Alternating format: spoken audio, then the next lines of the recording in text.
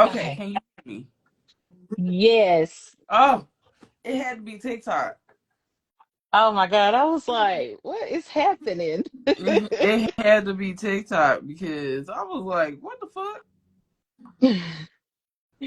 Now, back to what I Ah, was saying. Please introduce yourself. Please let everyone know who you are and the genre you write in mhm. and anything you want them to know before we get started. Okay. So I'm Tamika Brown, aka Mika B. For my paranormal stuff. That's a new recent development. I started officially writing in 2020. However, I've always been a writer because Mm-hmm. my trade is education. I was an ELA teacher. Mm-hmm. So I used to write with my students. And it just turned into something a little bit more when I was reading one day and I was like, you know what? I can write this. Yeah. Yeah. And so here I am like 5 years later, and That's up. y- that's how it So, happened. so what inspires you to get into the genre of interracial and multicultural writing? Okay, so that's actually a pretty weird story. So actually started out writing AA, Mm-hmm. which I still write AA. I really don't consider myself just an IR author, Mm-hmm. but so I got invited to write in this series. It was multiple authors, and the thing was you had to um pick your favorite coffee flavor. The coffee flavor had to be in the title, Mm. and you had to use it at least once in your story. Yeah. So my favorite coffee flavor is Irish cream, which is where sips of Irish cream came from. And I was like, okay, Ah. Irish, like Irish. Okay, I was like, okay, so dude's got to be white. Uh, So I decided to make him white, and of course, I've always written black women. Um, so that's really honestly how I got into writing interracial. mm-hmm. Um, and I was like, oh my God, I was like, I don't really know how to write a white dude because a lot of the men that I write Mm-hmm. are based on my husband. Mm-hmm. Okay. Like his mannerisms, the way he talks, the way he walks, the way he carries himself, all of that. And then I might sprinkle like other men that I know in there. Mm-hmm. And so I leaned very heavily on my sister who does write IR, Mm. and um and she was like, I would be like, look, read this. And she was like, nah, you can't write that. She was saying, nah, you can't. Nah, you can't say that. But since then, I've pretty much figured out the niche and I've figured out how I want to write the white men that I write. Um, so it just that's how that happened. Okay. Okay. Can you tell me what has your journey been like as an author in um we're gonna say multifaceted in the Hmm. genres because what's your journey been like? What has been some of the pitfalls that you wish you never happened, and some of the things that have just uplifted you to continue writing? Right. Um, this journey has been very Mm-hmm. satisfying, I would say, simply because I have a great support system. Um, and to get to do that with my sister has been pretty good too. Um, what I did not know coming into this was that the majority of um your readers, people who buy your stuff, are going to be people who don't even know you. Um, I Mm-hmm. went into this thinking that, okay, I work with all these great people. Mm-hmm. I know all these people, and they're just going to be a part of this journey with me. They're going to buy my stuff. Mm-hmm. That does not happen. Oh, It does not happen. I won't say it never happened, but it was very rare, and that was one of the things that I got fooled about. And Mm-hmm. and so um I have come to be very, very, very thankful of the people who have taken that chance on me that don't know me personally, you know. Yeah. Um so that has been very rewarding. I've learned a lot of things in this industry, like don't take uh reviews to heart like so Mm-hmm. seriously. Like I had to when I first started this, like I would read reviews and I would be 38 hot. I'd be mad as hell. Like, are you Yeah. kidding me? Da, da, da, da. But I had to learn that readers have preference, Yeah. and sometimes I'm just not everybody's cup of tea, and that's okay. Yeah. That's true. That's true. So, do you draw inspiration from real life experiences that you have crafted in your stories, or is it more so just your imagination running wild? Both. Both. Um, yeah, sometimes I'll hear like wild stories, like I'll give you an example in Dragon, which was one of the motorcycle club Mm-hmm. stories that I wrote. There's an incident there where the main female character has a run in with her ex. Like he blocks her car from so she can't leave the parking lot. Mm-hmm. He's like, you know, hands on hood, you're not going anywhere. Da da da da da. That was a story that I had heard from one of my colleagues. Her ex did that to her. Mm. And so she was telling me about it, and I was like, girl, you know that's going in the book. And she was like, oh my God. I was like, nah, it's going in the book. Um Other things are just totally like my imagination, especially Mm-hmm. my paranormal romance. Mm-hmm. Um that stuff is just like I would like to read this. So because Mm-hmm. paranormal romance is really my first love. So I Yeah. would like to read this. So I'm gonna write this kind of thing. How do you challenge like stereotypes, like about your interracial romance writing in your books? How do you challenge those stereotypes that be out there about interracial romance? Okay, so I'm gonna say this too. Like, I don't live an interracial romance life. Mm-hmm. A lot of what I know about it, I directly call my sister because she does. Mm-hmm. So if I have questions, I ask her. So like I was saying earlier with Sids, because she told me flat out, she was like, you can't write that. She was like, because you're writing a stereotypical white male. She was like, Mm-hmm. you're writing a stereotype. I Mm-hmm. said, but that's the only white people that I know, that I work with because I work in education. There's a certain air that educators carry. You know what I'm saying? Men and female, Mm-hmm. um, male and female educators. Mm-hmm.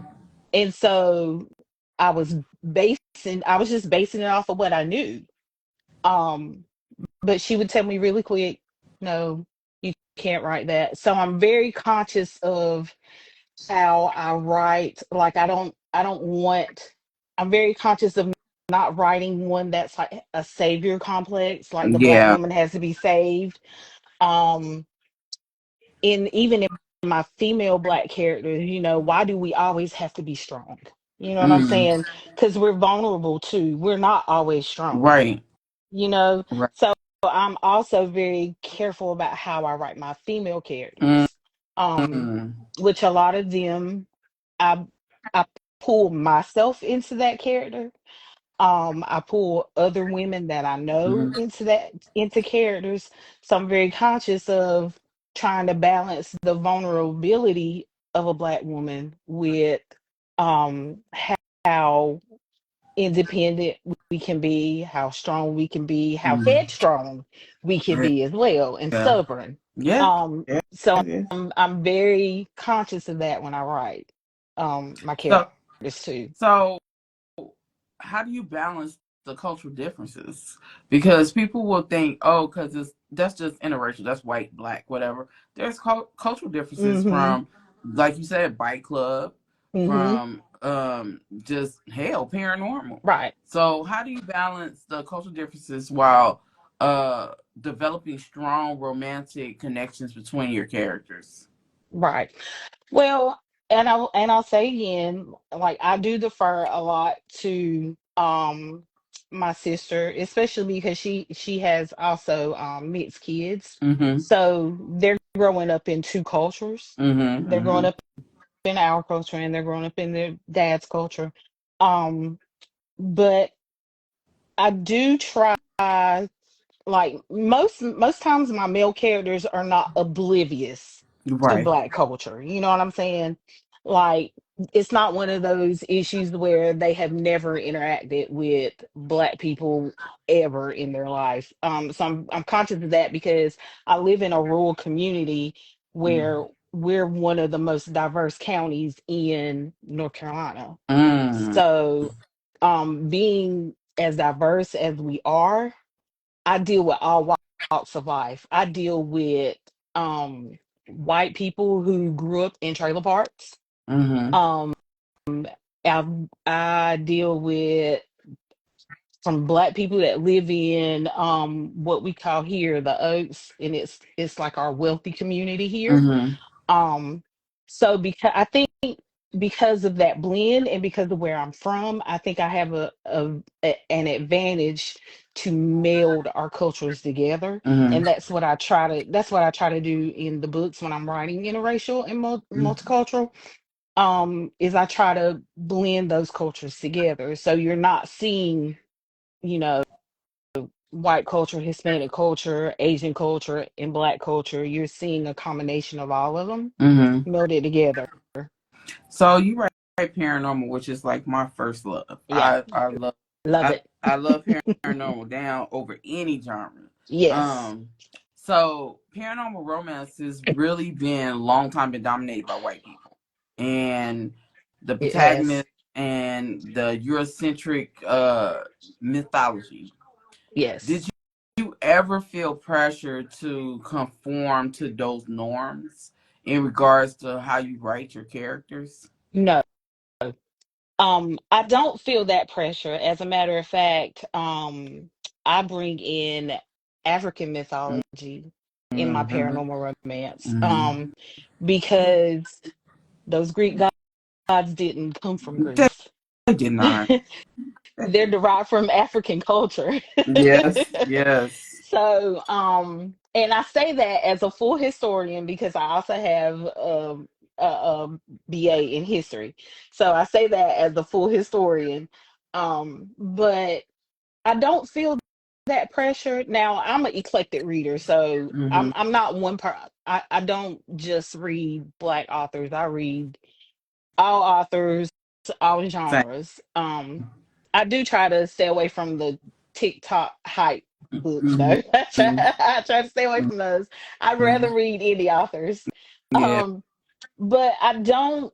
I feel like Spring Lake Pines, for example, is Mm-hmm. my made up town, but it's so where I'm from. You know what I'm saying? Like Mm-hmm. I base Spring Lake Pines on the area that I'm from. Yeah. So that's why in that book you do see, you'll see with the wolf pack, they live in a gated community.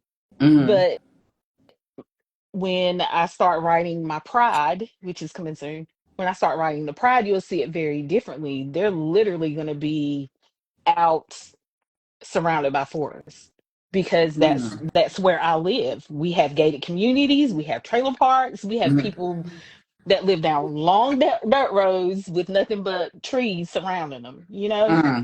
So that's what I pour into my books when I'm building my worlds for Mm-hmm. paranormal. So how has your identity as a black woman influenced the way you write your paranormal creatures and power dynamics in the story? Because you know in paranormal we always got that power dynamic.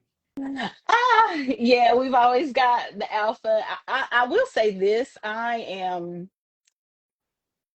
dipping into a megaverse. I just started Ooh, like researching sis. that, and I've just started researching that and reading more of megaverse books because eventually I want to do something there.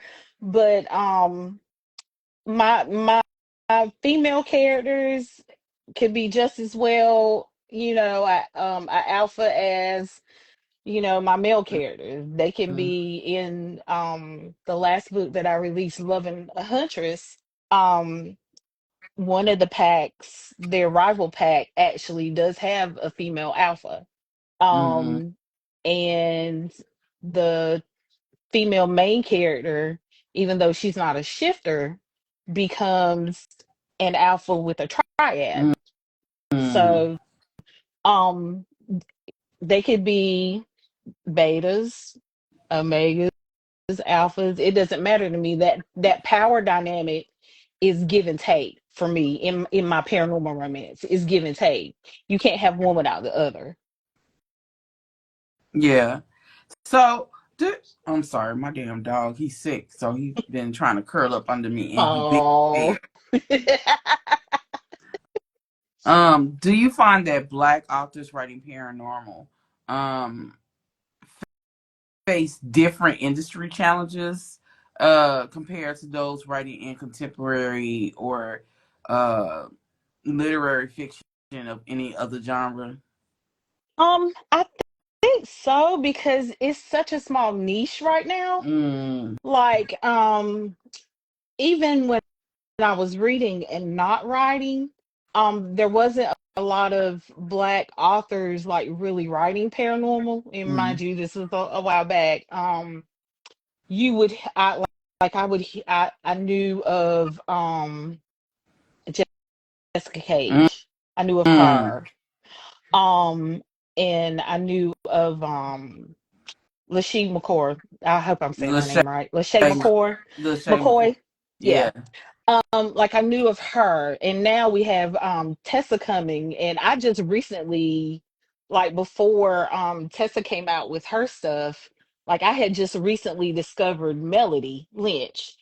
Um, Mm, yeah, so I think we're such a small niche, and it's almost like this, I don't know, this thing hovering around AA, because all of my paranormal is AA. mm, But there's this thing hovering around AA paranormal romance that like Black girls don't write that kind of mm, stuff, or mm. we're not supposed to write that kind of stuff. Yeah. Um and I will say like kudos to Melody and Jessica and Tessa right now because they're like breaking paranormal AA paranormal romance like wide open. Yeah. Um like wide open. So I'm Yeah. hoping that the exposure that now, granted, like my paranormal is kind of more traditional, Mm-hmm. and theirs is more urban, um, but it's still paranormal romance, and it's still AA romance. It's still Black love, and it's still we're breaking boundaries and knocking down walls. And I think it's just a beautiful thing to see that more people are actually getting into Mm-hmm. paranormal romance because before, we were just a little community. Not everybody read that because they have a Mm-hmm. misconception of what it actually is. True. True. And could you tell what some of those misconceptions are?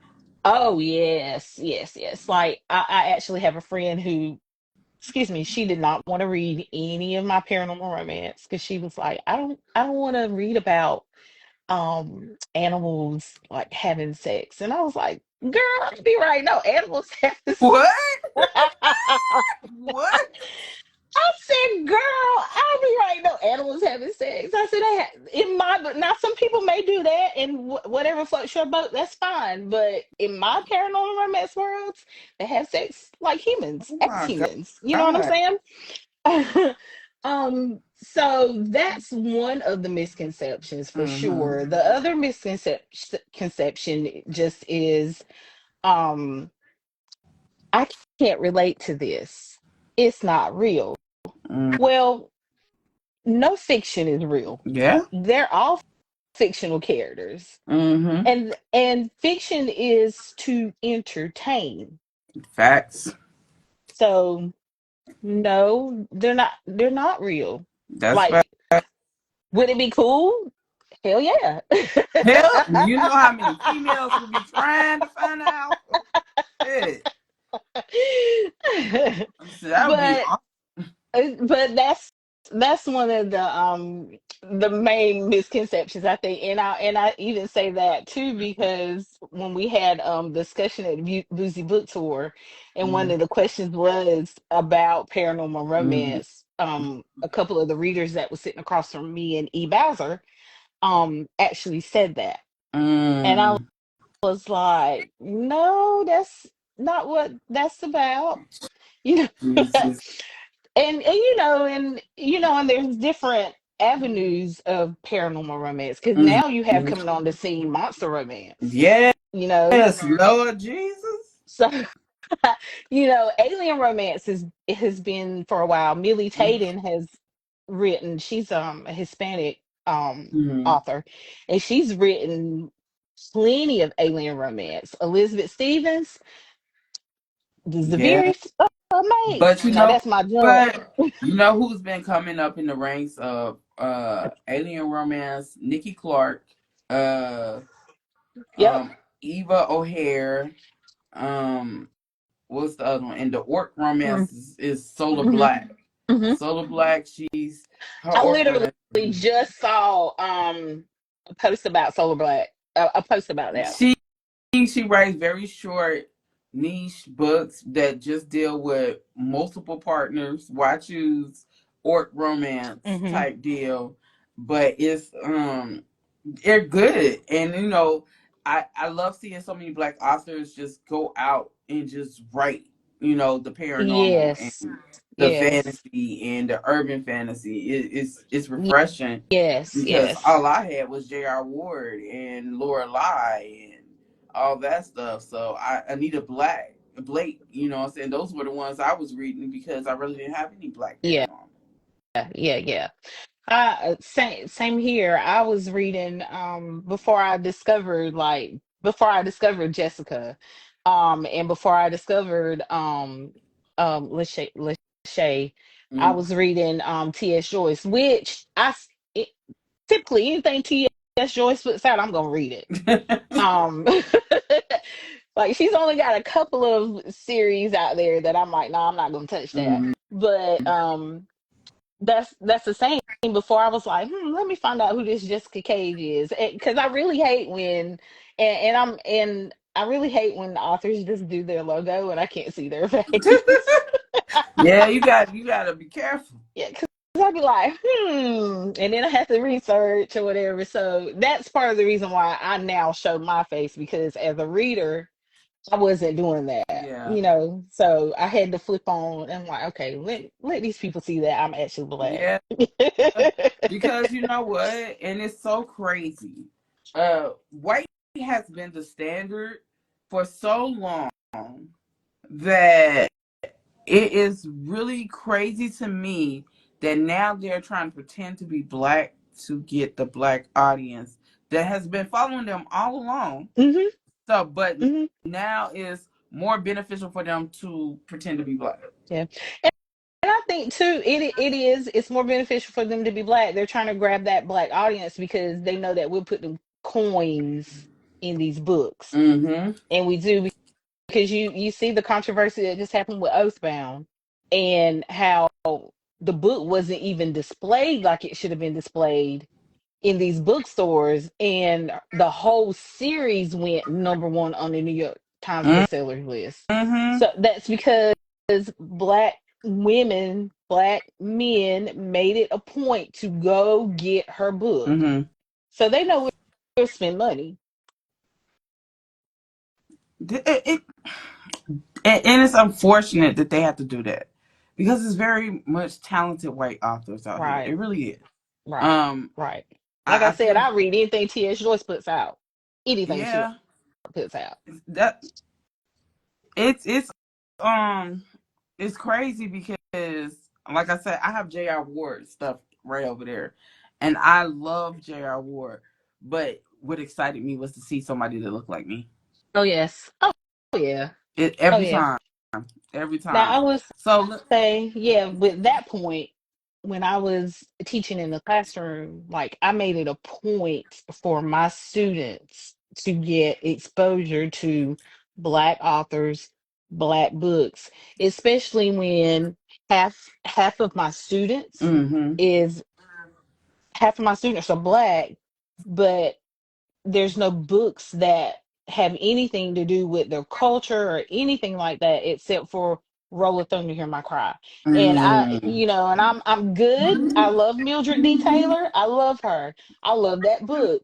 But Mm-hmm. our culture is more than segregated South.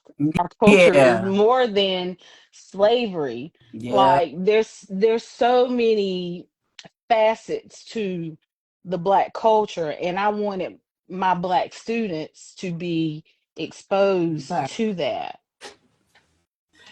And that's bye, bye, bye. Jesus. And that's why I say that it is very important for Black authors to step out of like niche genres. You know what I'm saying? Even if you're an urban fiction author, you can write a paranormal. You know what I'm saying? Yep.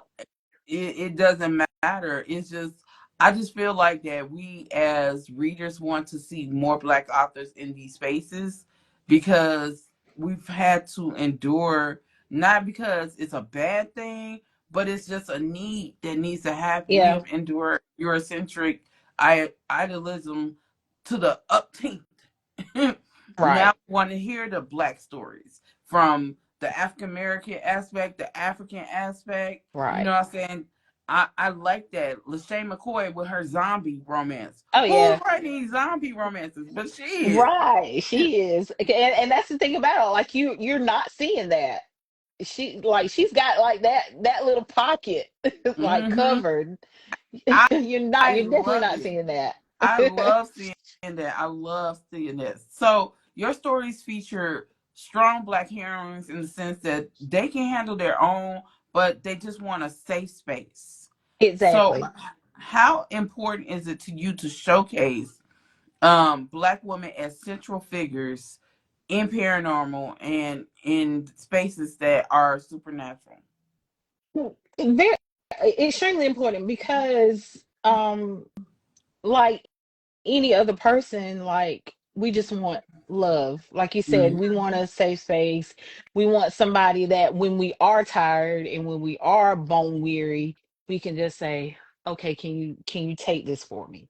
Can you lift this off my shoulder for a little bit? And I think I do show that in my paranormal romance when it comes to how the men just cherish the women, their treasures. Mm-hmm. They're the only person that fate made for them. They are the other halves of their soul, and that's how I think any woman would want to be loved that way. You know what I'm Mm-hmm. saying? So I just try to show not only the softer side of my Black female characters, but I also want to show a softer side to my Black male characters because not every Black male is that hard, thuggish, ruggish bone. Mm-hmm. I'm telling my age, but you know what I'm saying. Like they take care of their women. Yeah. You know what I'm saying. Yeah. And so I try to show that side of my male characters as well. Yeah, they'll Yeah. burn the world down for her. They'll go to Definitely. bat for her, Definitely. but they're also able to tone all that down when she needs just a hug, you know? Mm-hmm.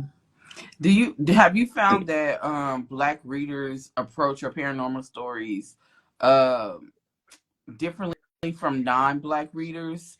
Do they connect with different themes or characters?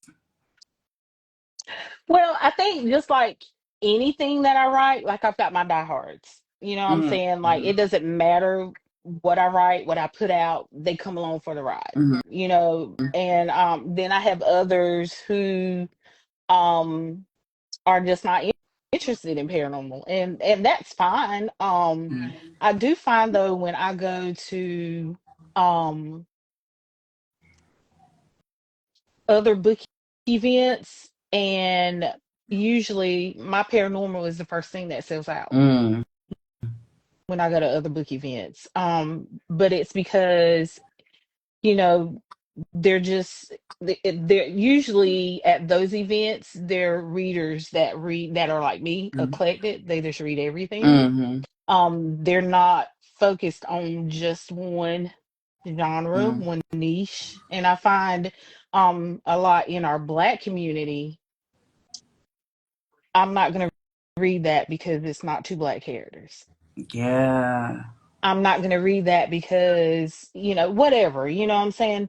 Um, but I do find that a lot of my white readers, and I do have some white readers.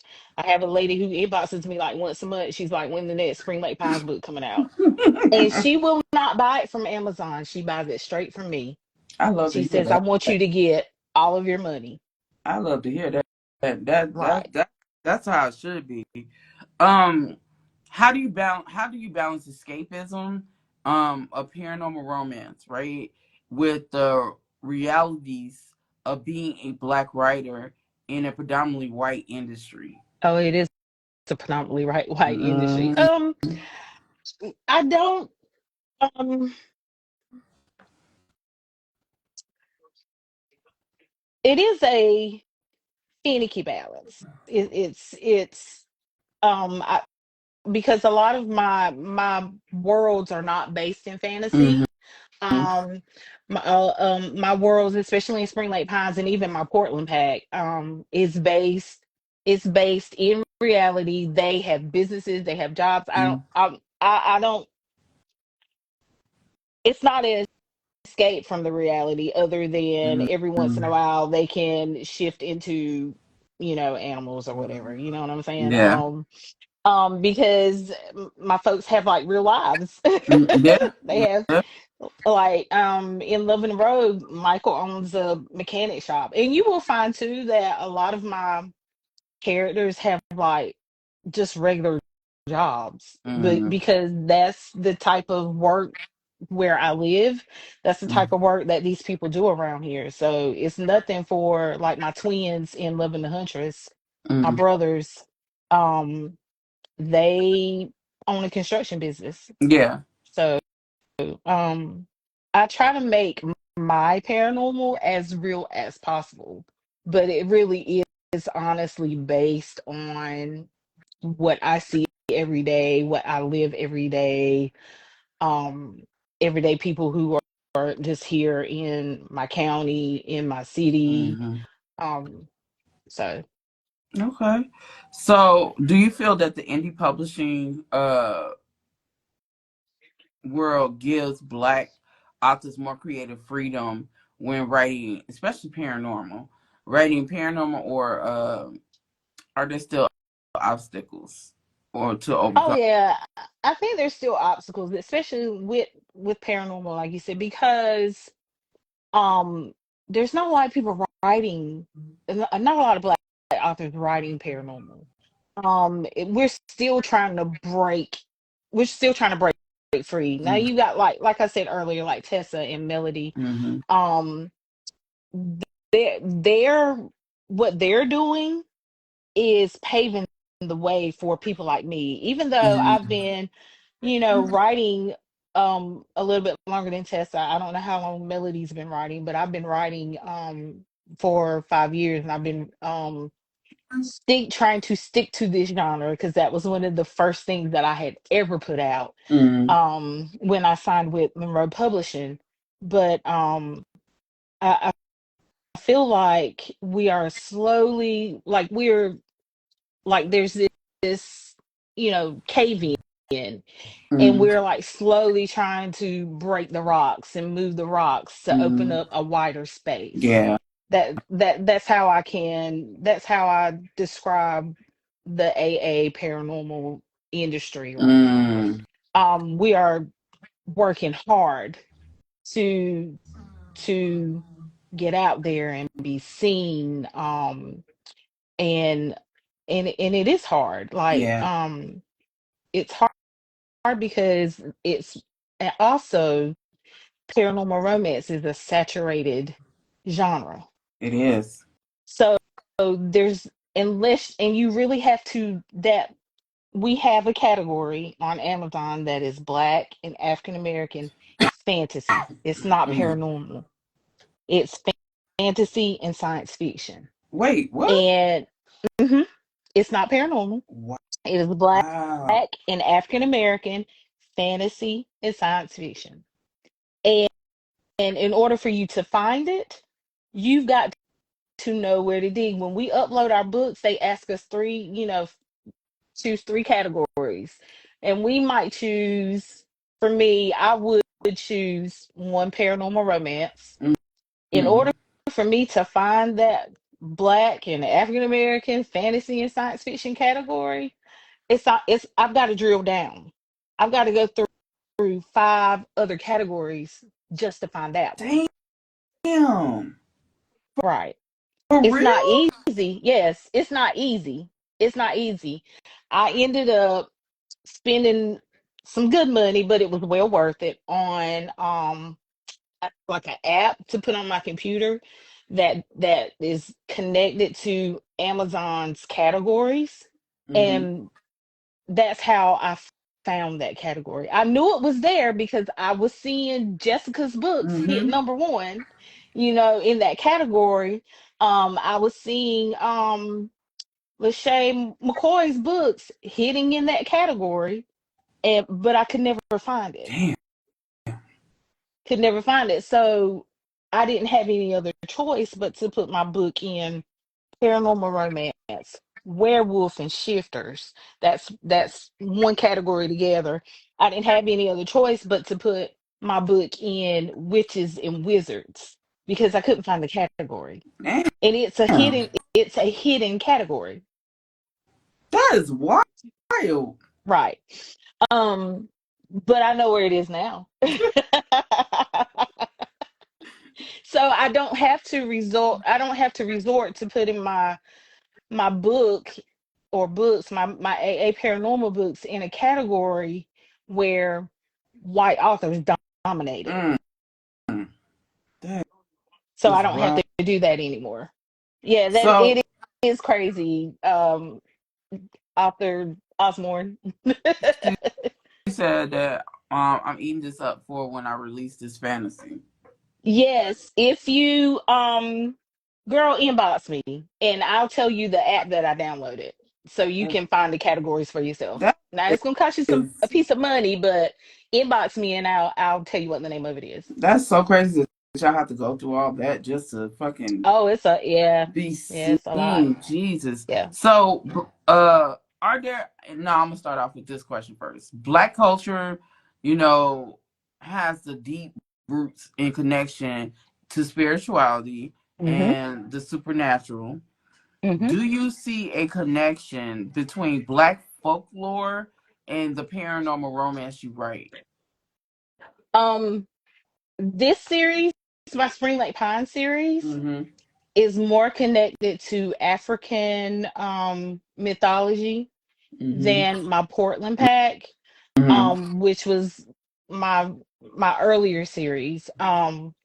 And it's because it was very intentional. Because I want to shed light on the fact that we, even before coming here, had our own folklore, our own mythologies. You know, African folklore and African mythology um is the foundation Bye. of Greek mythology. And so I've been digging into more of that folklore, especially with Loving the Yeah. Huntress.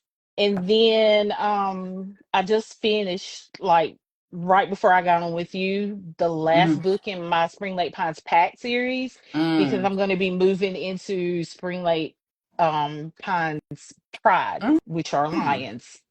Um, Ooh. girl, look, I'm telling you, that's a whole little town of Ooh. supernaturals I that I love got planned. lions. You know what? Not So a lot of people write about them. I know, yeah, yeah.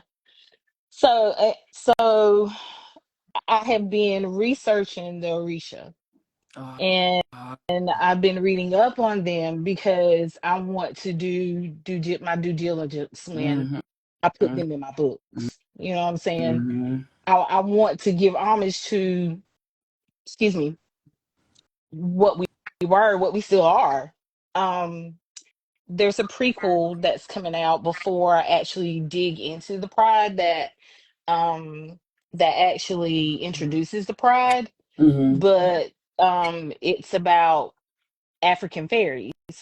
The African Mm-hmm. fairies were called umbos. Mm-hmm. Um, and that's what our Lord of the Ring, Legolas fairy, our elves, that's what our elves are derived from. Those elves are derived from. But I wanted to introduce that part of our culture because not a lot of people know. I have been waiting for someone to write something about Oye, someone to write something about Shango, someone to write something about Anasi. Um, I've been waiting. Oya I'm talking about is in Love and the Huntress. who? Oya is in Love and the Huntress. Wait a She minute. she comes out in Love and the Huntress. You've got Love and a Rogue. I do that. Yes, Yeah, look, you got this one. yeah. I got that one. Cause I'm sitting here like, wait a minute. I ain't read that. No, no, no, no, no. But I don't want to give too much, but the Huntress um is kind of her bloodline is kind of derived from her, but Mm-hmm. she there's a legend, but that she imbued in them, their mighty hunting powers kind of thing, so they can hunt shifters, Mm-hmm. and they specialize in hunting wolf shifters. um but it's going to come out that it's actually something very different from what she's been told all her life. So Mm-hmm. yeah. That's gonna man. Okay. Can you give me a Shanga? Can you give me a Nisi? Can you give me? Cause like El said, like everybody always do Oshun. Everyone Yeah, and does I'm Oshun. actually I have a list that I'm already gonna do. A couple of Mm-hmm. them you name are on that list. Um, but he's not on that list. But Yeah, because like Shango, people think of Thor and they be like, "Oh, Thor, Thor, Thor," but Thor is derived from Shango. hmm yep, He is literally derived from an African god. So yep, it's just I just need that in my life. yeah. That's all. And I'm really excited to write that series. But I did promise myself that I'm not going to start a new series until I finish what I have. So I Hmm. still have two series that I do need to finish. So I don't foresee the Pride coming until maybe 2026. So Mommy water. Yeah. Yeah. Yeah. And I get that. I get that. You know, I'm just an impatient paranormal whore. That's all. That's all. well, you still got Loving the Wolf Prince to read then, and Loving the Huntress. Yeah, because I didn't know that. Yeah. That Now girl, that's yeah. when I'm That's in a full. rally, That's I'm gonna gonna be a have to full buy series. those too. So are there any particular fuck, are there any particular supernatural beings, myths, or traditions from the African or African diaspora cultures that inspire your work or that you have not written about that you just want to write about it and you just haven't got there yet, but you just know in your head? This particular this particular one is the one. Well, like I mentioned earlier, I've been digging into um the Risha and reading up on what they're about because I wanna portray them the way that they should be portrayed. You know what I'm saying? Mm, Um, and I know for a fact that not a lot of people are writing that and meshing them with mm-hmm, shifters. Um, mm-hmm, so I'm just really excited about that. I feel like it's gonna be a change for me as far as like my writing. mm-hmm, Which definitely um writing Love and the Huntress was. I had written a Wachu's before. mm-hmm, Um this one was a little bit different because she was a bigot. She hated shifters. She mm, did not like shifters, would kill mm, them, whatever. Um and to have my twins show her a different side. This is what you're missing when you feel that way about mm, us, kind of thing. It's almost like that one ended up almost like a redemption story, like a mm, redemption arc that I absolutely was not planning on um writing, but it turned out to be a damn good journey, I think. mm. So I'm gonna throw out about four more questions before we get out of here. That's But fine. what is the biggest barriers do you think that Black and POC authors face in publishing, especially in the paranormal and romance genres? Oh, just having somebody take a chance on us. I saw a video where girl was like, "Y'all have the characters, you have the plot," um, Girl, please but don't was mention that like, backwater ass. right. And I was like, "What else do we have to do? We already know we got to be 10 times better. But Like, what else do we have to do?" it's So it's people like yes. that are truly like the main obstacle for Mm, Black authors and POC authors because there there's this stereotype that we're uh, dumb, don't know shit kind of mm, thing. mm-hmm, I'm like, boo. Okay, first off, Black women are the most educated people in this country. mm-hmm, I'm in mm-hmm. that number because Same, same, I got 3 degrees. Okay, same. Sitting on but two myself. thank you.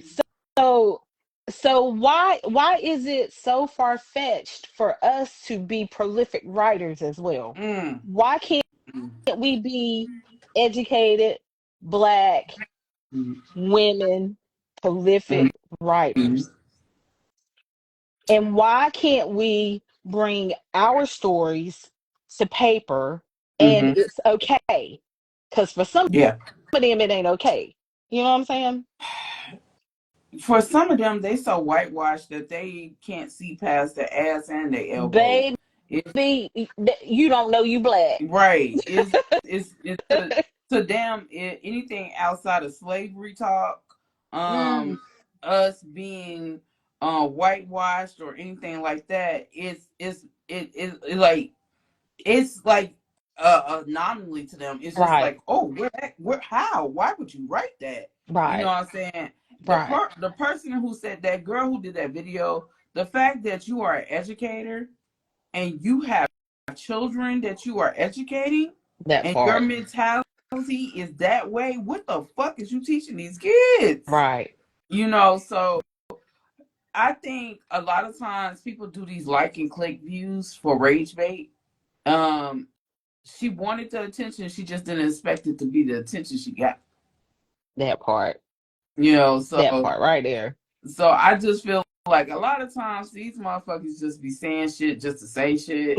Because honestly, they don't be reading y'all books. They don't. They like to pretend like they'll look at videos Hmm. and say, "Oh, Okay, she said this, she said that, she said this, she said that. Put it all together. Hmm. Like they read the book and then turn Cut and around, paste. That's what they yeah, do.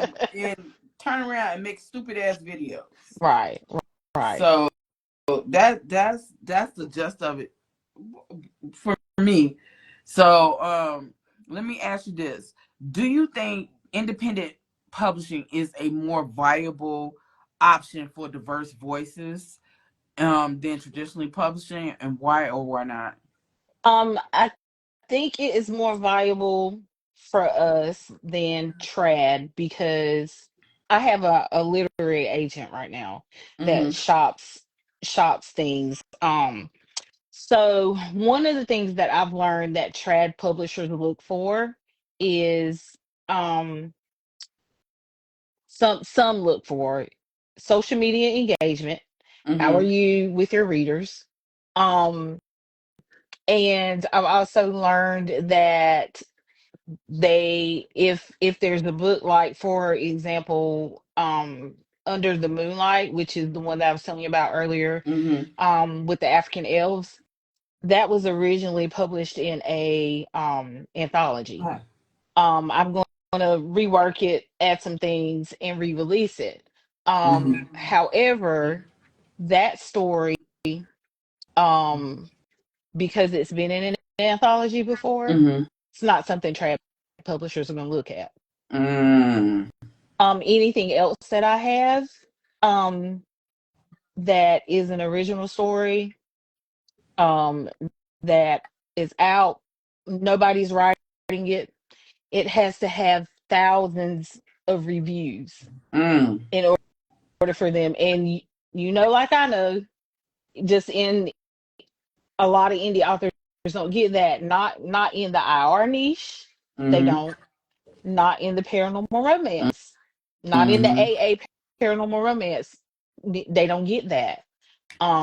Now I know some AA authors that can price their books for nine ninety nine on Amazon. People Mhm. swipe it up and they have thousands of reviews. And it does not work that way in the our community, and it does Mhm. not work that way in the AA paranormal community. Mhm. So, however, the pathway for indie publishing is better for us as far Mhm. as compared to trad. Now, you I've got some ladies who I've worked closely with in a few series who have released trad, um and their agents are pushing it. Mine pushes to um traditional published Mhm. outlets every day, more Mhm. than once a day, more than once a day. Mhm. She works her ass off, Mhm. but people are more apt to take a chance on us in the indie publishing industry than Mhm. they are in traditional. So, what advice can you give to someone who wants to go into IR, somebody who wants to go into paranormal?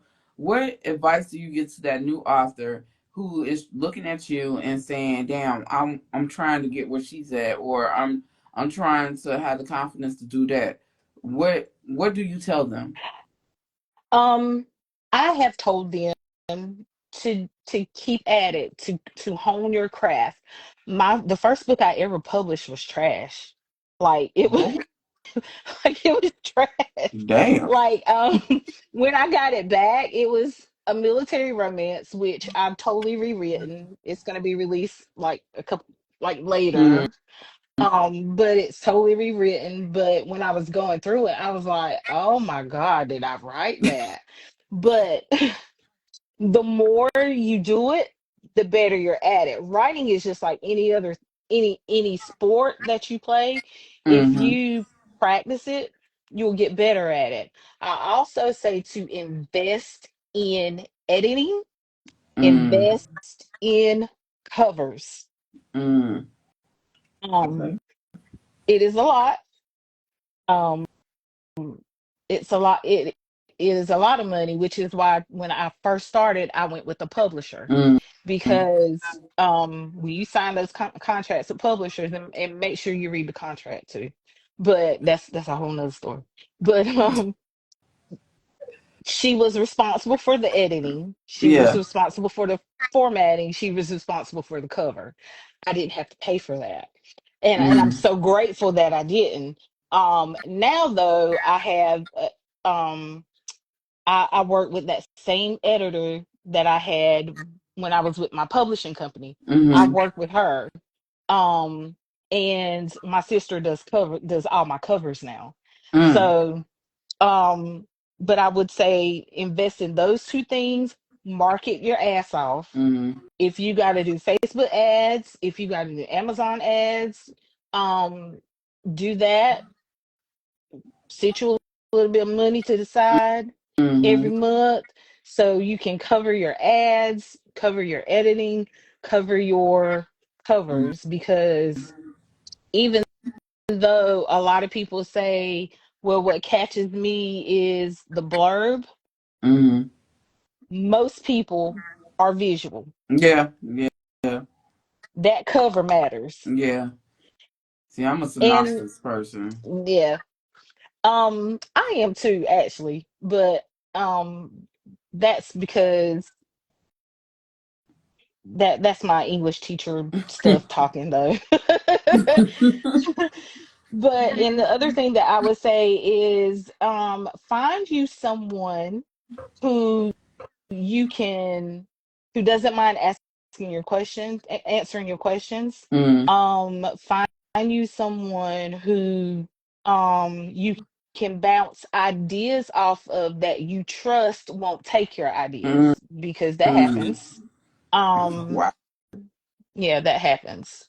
Um, and I was very fortunate to have a pen sister. Me and her ended up in the same publishing company, and then that publishing company filed for bankruptcy. Mm, But we just kept in touch, and I was very fortunate to have Kelly, because I could inbox her and be like, "Hey, what do you think about this?"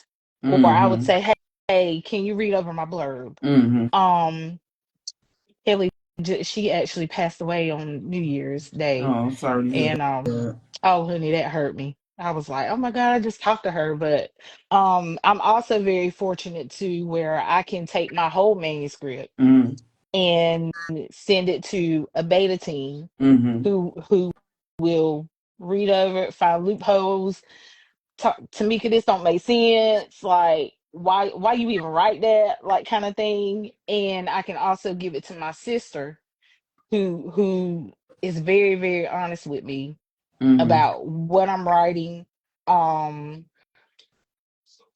formatting, all of that. And Courtney is phenomenal. It's iron sharpens iron kind of thing. Mm-hmm. So I'm very fortunate that. But find those people that you can trust to do that. Invest in your marketing, invest in editing, invest in covers. Because not every cover created on Canva looks good. You know what I'm True. saying? True. Um, and even if you got, I've poured out money for stock photos before. So invest in your craft. In other words, Mm-hmm. if this is what you want to do, if this is where you see yourself, um, then you got to invest in it, because nothing in this industry is easy or free. Mm-hmm. That's true.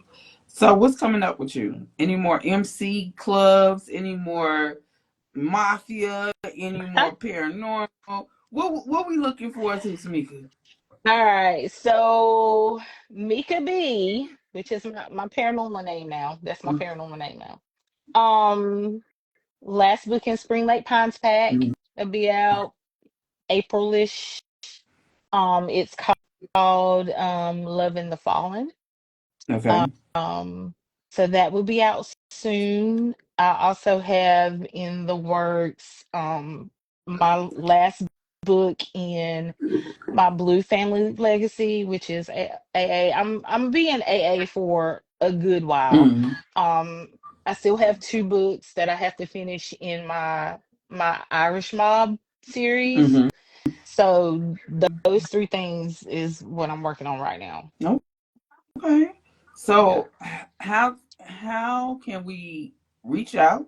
How can we know your social medias, your Hmm. Facebook group, and your website so we don't always have to go to Amazon and buy your stuff? Oh yeah, yeah, yeah, yeah. All right. So I'm pretty much Tamika Brown on all social media outlets, or author Tamika Brown on all social media outlets. I'm on Fanbase, Blue Sky, Threads, IG, Mm-hmm. um, Facebook. My Facebook group is Tamika Brown, Book Oasis. Mm-hmm. Um, and my website is www.authortamikabrown.com. Okay. Yep. Well, I appreciate you talking to me. And one last thing, where are you going to be at outside this year? All right. So the end of March, I'll be at TNT which is Motorcycle Club geared. I got yes, it's gonna be in Raleigh at the end of this Wait month. a Um goddamn minute. What? it's Motorcycle Club themed. The actual event host is a Motorcycle Club author. So yeah, she puts on. It used to be TNTNY because she's from New York and she used to do it there, but she moved it to North Carolina. So it's been in North Carolina the past 2 years. So I'll be there at the end of March in Raleigh. Oh my God. How did I not know about this? I don't know. I've been posting. Girl, they don't show me shit on this damn apps. Damn. So I'll be there at the end of March. And of course, in May, I'll be at the Boozy Book Tour with you guys in Raleigh. I'm looking forward to that. Looking very forward to that. I will be in Arlington, Boozy Book Tour, in Arlington. That's my last stop of the year. Mm. So I very excited. I expect to see you in Denver next year. Girl, I got to fly. You, I'm gonna be fine. you oh, it's an interracial I multicultural know event. it is, but I'll be flying. Well, I'm terrified of Girl, flying. I I'll don't be flying. If I my can't drive, you know what? My husband is so iffy about the planes right now. My last flight is I'm going to New Orleans Monday. And then Raleigh I'm flying in. hmm. No, I'm not flying in Raleigh. He making me take a train. He just gonna buy first class Oh. ticket. He's like, that's it. You're not flying until they get this shit together. So he was like, I'm buying you a first class ticket on the train. He's like, that way you Oh have my your own gosh. room and you can just yeah. That might be something I can look into because I'm telling you, like, I'm terrified to fly. Like Shannon was asking when we were in Charlotte the last time, and she was telling me about the Arlington thing, and she was like, "Can you drive there?" And I was like, "Yeah, I could drive to Virginia. I could drive to Virginia, but look, I have driven to Florida to a Girl. book event.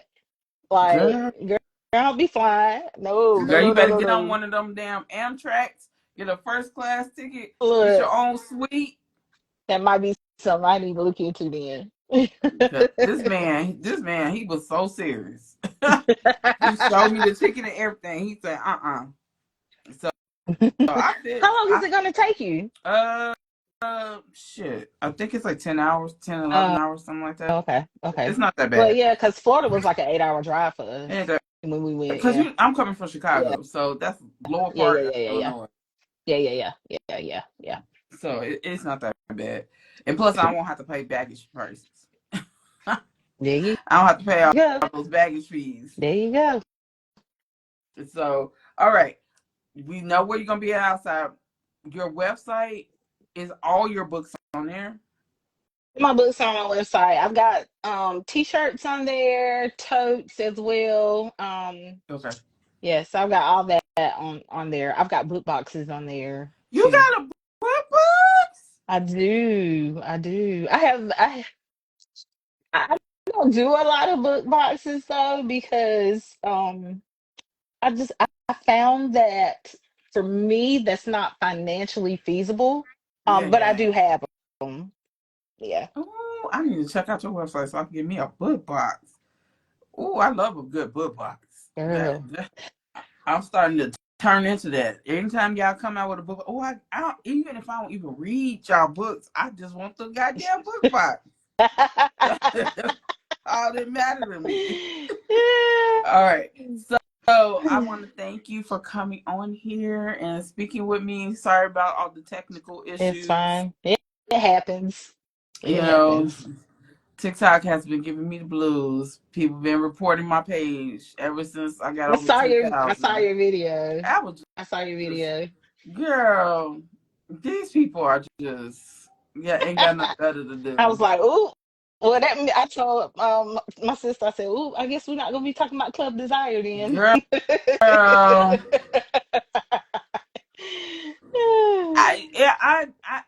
I'm scared to what they gonna do when I have the Dom on there and I interview him. Oh yes. Like I Cause, follow him on IG. 'Cause I was like, if they tripping over what I just said about 50 Shades of Grey, I could just imagine what they gonna do when he gets on there. Oh Lord. Oh Lord. Jesus, and it's a no holds barred conversation, so Well, we gonna cross our fingers we gonna pray and good. hope that the prudes don't come on the show. Girl, I'm gonna have The to get all sexually my restrained don't come on the show. right. I'm gonna have to get my moderators up because, bruh. And I'm glad that you brought up Club Desire because before we get out of here, I almost forgot because these damn questions be just off the top of my head. So That's you are you coming out with any more Club Desires? okay. So Club Desire was a joint venture between me and Courtney Dean, who Mm-hmm. is my sister, Mm-hmm. and um, so we there was a lot in the background that happened with other authors that we had invited. Um, Mm-hmm. and it just got to the point where it just got like totally frustrating. So we was like, okay, we just gonna chill for right now. Now it may be back, but I can't give a date. I Mm-hmm. can't say. Um, because we both are so engrossed in our own thing right now. Mm-hmm. Um, but I have to say that we had when in our little readers group that we had for Club Desire, which was a safe space. So I will say that the highlight of that was the fact that we were opening people's minds and hearts to something that they may not necessarily have researched or done or even known that they were interested in. Mm-hmm. There was um several women who chimed in and were like, I found a club in my town, in my city. I'm going to apply to, to see if I can get in kind of thing. Or, that's something that I've been interested in, but I don't know how to approach my partner. Mm-hmm. Um, and so I think that that was just the highlight of that series was just getting stories like that in our inboxes, Mm-hmm. so we'll see. Club Desire was fun though. I liked it. It was really I fun. enjoyed it. um I enjoyed it. it was really fun because I got a chance to like close out my DeLuca men. Mm-hmm. So um and it gave me a chance to actually bundle because I have that as a book box, a book Mm-hmm. set now, not book box, but a book set. So it's got Paolo, who is the capo, and then Gino, who's his Mm-hmm. cousin, who is the first Club Desire book.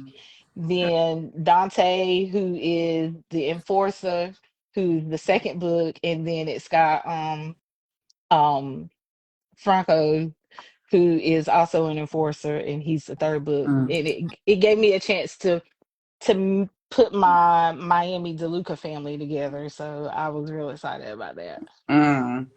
Okay, okay. I'm hoping